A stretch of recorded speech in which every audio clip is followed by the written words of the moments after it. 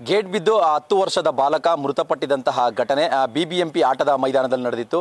ಕೇವಲ ಬಿಬಿಎಂಪಿ ಆಟದ ಮೈದಾನದ ಮಲ್ಲೇಶ್ವರಮಲ್ಲಿ ಮಾತ್ರ ಅಲ್ಲ, ಬೆಂಗಳೂರಿನಲ್ಲಿ ಹುಡುಕ್ತಾ ಹೋದರೆ ಸಾಕಷ್ಟು ಮೈದಾನಗಳಲ್ಲೂ ಕೂಡ ಅದೇ ಪರಿಸ್ಥಿತಿ ಇದೆ. ಈಗ ನೀವು ಸದ್ಯ ಗಮನಿಸ್ತಾ ಇರ್ಬೋದು, ಇದು ಮಲ್ಲೇಶ್ವರಂನ ವಯ್ಯಾಲಿ ಕಾವಲ್ನಿರುವಂತಹ ಪ್ಲೇ ಗ್ರೌಂಡ್. ಇದು ಈ ಗ್ರೌಂಡಲ್ಲೂ ಕೂಡ ಆಲ್ಮೋಸ್ಟ್ ಮೇಂಟೆನೆನ್ಸ್ ಕೊರತೆ ಆಗಿದೆ. ಸಾಕಷ್ಟು ವರ್ಷಗಳಿಂದ ಇಲ್ಲಿ ಯಾರೂ ಕೂಡ ನಿರ್ವಹಣೆ ಮಾಡ್ತಾ ಇಲ್ಲ. ಇಲ್ಲಿ ನೀವು ಗಮನಿಸ್ತಾ ಇರ್ಬೋದು, ಗೇಟ್ಗಳು ತುಂಬ ಹಳೆ ಗೇಟ್ಗಳಿದು. ಏನು ಈ ಗ್ರೌಂಡ್ನ ಅಥವಾ ಈ ಮೈದಾನವನ್ನು ರೆಡಿ ಮಾಡ್ತಾ ಸಂದರ್ಭದಲ್ಲಿ ಹಾಕಿರುವಂಥ ಗೇಟ್ಗಳು ಯಾವ ರೀತಿ ತುಕ್ಕಿಡಿದೋಗಿದ್ದಾವೆ ಅಂತ ನೀವು ಗಮನಿಸ್ತಾ ಇರ್ಬೋದು. ಇನ್ನೊಂದು ಕಡೆ ನೋಡಿ, ಗೇಟ್ ಕಂಪ್ಲೀಟ್ ಇದು ನಾಶ ಆಗಿದೆ, ಕಂಪ್ಲೀಟ್ ತುಕ್ಕಿಡಿದೋಗಿದೆ, ಇದರ ವ್ಯಾಲಿಡಿಟಿನೇ ಮುಗಿದಿದೆ. ಸೊ ಇದು ಕೂಡ ಈಗ ಒಂದು ರೀತಿ ಅಪಾಯದ ಒಂದು ಮುನ್ಸೂಚನೆ ಕೊಡ್ತಾ ಇದೆ. ಏನೀಗ ಮಲ್ಲೇಶ್ವರಂ ಗ್ರೌಂಡ್ನಲ್ಲಿ ಒಂದು ಮಗು ಬಂದಂಥ ಸಂದರ್ಭದಲ್ಲಿ ಗೇಟ್ ಬಿತ್ತು, ಅದೇ ರೀತಿಯಾದ ಘಟನೆ ಯಾವುದೇ ಸಂದರ್ಭದಲ್ಲೂ ಕೂಡ ಈ ಗ್ರೌಂಡ್ನಲ್ಲೂ ಆಗಬಹುದು. ಆ ರೀತಿಯಾದ ಒಂದು ದೃಶ್ಯಗಳಲ್ಲಿ ನಮಗೆ ನೋಡೋದಕ್ಕೆ ಸಿಗ್ತಾ ಇದೆ. ಇದನ್ನ ಇದುವರೆಗೂ ಈ ಗೇಟ್ನ ತೆಗೆದು ಸೈಡಲ್ಲಿ ಇಡುವಂಥದ್ದಾಗಲಿ ಅಥವಾ ಹೊಸ ಗೇಟ್ನ ಹಾಕುವಂಥ ಕೆಲಸ ಕೂಡ ಇಲ್ಲಿ ಬಿಬಿಎಂಪಿ ಅವರು ಮಾಡಿರಲ್ಲ. ಇನ್ನೊಂದು ಕಡೆ ನೀವು ಗಮನಿಸ್ತಾ ಇರ್ಬೋದು, ಒಂದು ಕಡೆ ಗೇಟ್ ಇದೆ, ಬಟ್ ಮತ್ತೊಂದು ಎಂಟ್ರೆನ್ಸ್ ಅಲ್ಲಿ ಗೇಟೇ ಇಲ್ಲ ಅಂತ ಹೇಳಿದ್ರೆ ಇಲ್ಲಿ ಇದ್ದಿದ್ದ ಗೇಟ್ ಕೂಡ ಇದೇ ಪ್ರಾಬ್ಲಮ್ನಿಂದ, ಅಂದರೆ ಏನು ಅದು ತಾಂತ್ರಿಕವಾಗಿ ಅದು ಕೊರತೆ ಆಗಿತ್ತು, ವೆಲ್ಡಿಂಗ್ ಮುಗಿದಿತ್ತು, ವ್ಯಾಲಿಡಿಟಿ ಮುಗಿದಿತ್ತು, ಈ ಎಲ್ಲ ಕಾರಣಗಳಿಂದ ಕೂಡ ಗೇಟ್ ಬಿದೋಗಿತ್ತು.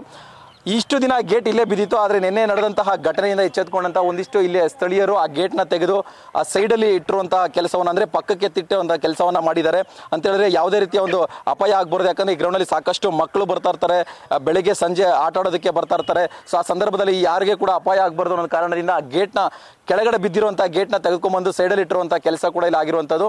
ಒಟ್ಟಾರೆ ಈಗ ಗ್ರೌಂಡು ಮೇಂಟೆನೆನ್ಸೇ ಇಲ್ಲ ಅನ್ನೋ ಒಂದು ಕೊರತೆ ಆಗ್ತಿದ್ರೆ, ಎದುರುಗಡೆನೆ ಗೇಟಲ್ಲೇ ಈ ರೀತಿಯಾದ ಒಂದು ಸಾವಿನ ಒಂದು ಮುನ್ಸೂಚನೆ ಕೊಡೋ ರೀತಿಯಲ್ಲಿ ಒಂದು ಅಪಾಯಕರವಾದ ಒಂದು ವಾತಾವರಣ ಇಲ್ಲಿ ಸೃಷ್ಟಿಯಾಗಿರೋದು ನಿಜಕ್ಕೂ ಇಲ್ಲಿ ಒಂದಿಷ್ಟು ಭಯದ ವಾತಾವರಣ ಸೃಷ್ಟಿ ಮಾಡ್ತಾ ಇದೆ.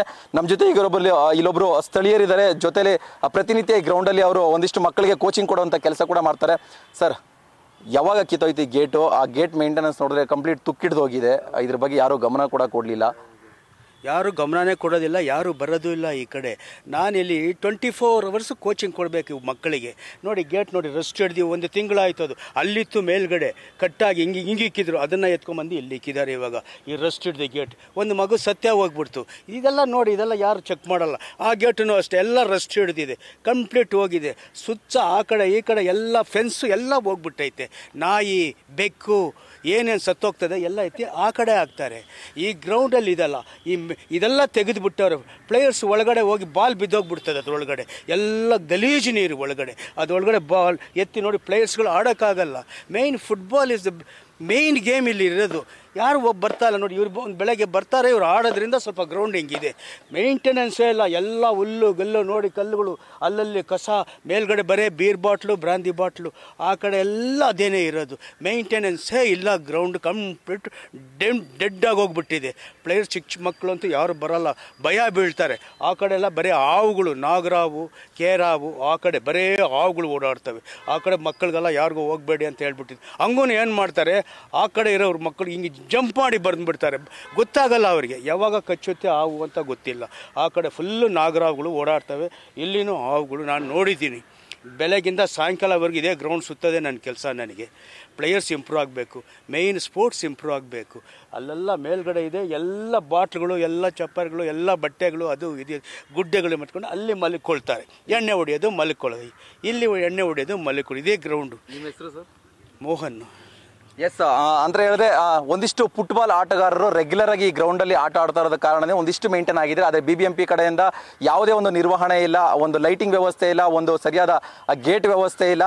ಅಂದರೆ ಯಾವ ಮಟ್ಟಿಗೆ ನಿರ್ಲಕ್ಷ್ಯ ಮಾಡಿದ್ದಾರೆ ಅಂತ ಹೇಳಿದ್ರೆ, ಮಕ್ಕಳು ಕೂಡ ಬೆಳಗ್ಗೆ ಸಂಜೆ ಬಂದಂಥ ಸಂದರ್ಭದಲ್ಲಿ ಗೊತ್ತಾಗದೆ ಯಾವುದೇ ರೀತಿಯಾದ ಅಪಾಯಗಳು ಕೂಡ ಆಗ್ಬೋದು ಅಂತ ಒಂದು ಭಯವನ್ನು ಕೂಡ ವ್ಯಕ್ತಪಡಿಸ್ತಾ ಇರೋದು. ಈಗಲಾದರೂ ಬಿಬಿಎಂಪಿ ಅವರು ಒಂದು ಇನ್ಸಿಡೆಂಟ್ ನಡೆದಿದೆ, ಒಂದು ಬಾಲಕನ ಪ್ರಾಣ ಹೋಗಿದೆ.